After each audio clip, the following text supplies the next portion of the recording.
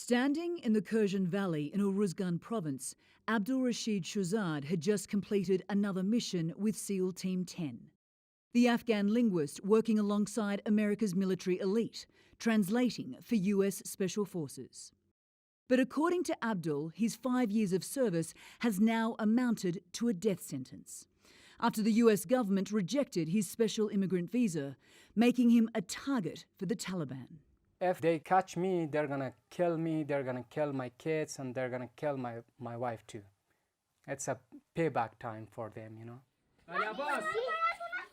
The father of 3 says his contract with the US military was terminated in 2014 after he failed a polygraph test. Oh.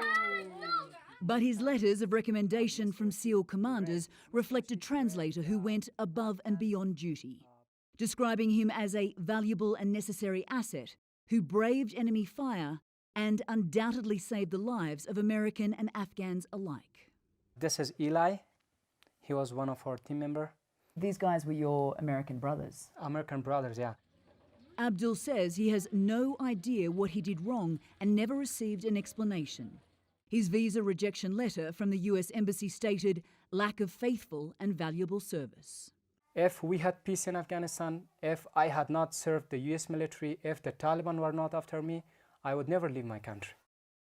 Around 18,000 Afghans who worked for the US military have applied for special immigration visas.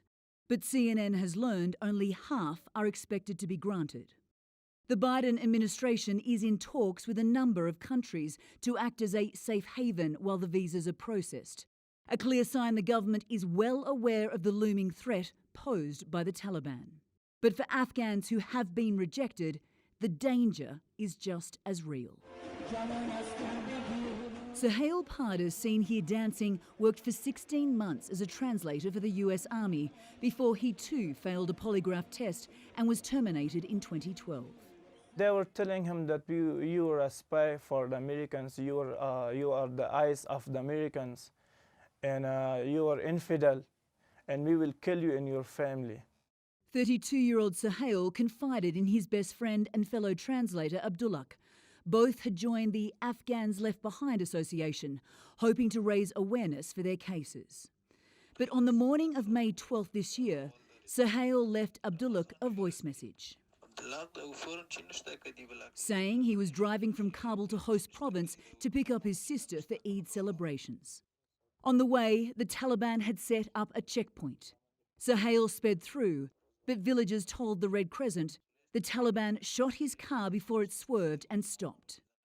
The militants then dragged Suhail out of the car and beheaded him. Suhail's brother takes us to his grave on the side of a barren hill. Earth and stones, a reminder of a life violently taken in a country that has been left to fight this war on its own. There are hundreds of other Afghan translators who were terminated from their contracts for what they say was unjust cause. And while the US government says it won't be reviewing those cases, they fear that if they stay in Afghanistan, their fate will be the same as Suhail's. We kindly request the President Biden to save us. We help you, and you have to help us. A desperate plea from a group of Afghans who once believed America would never desert them. Anna Corrin, CNN, Kabul.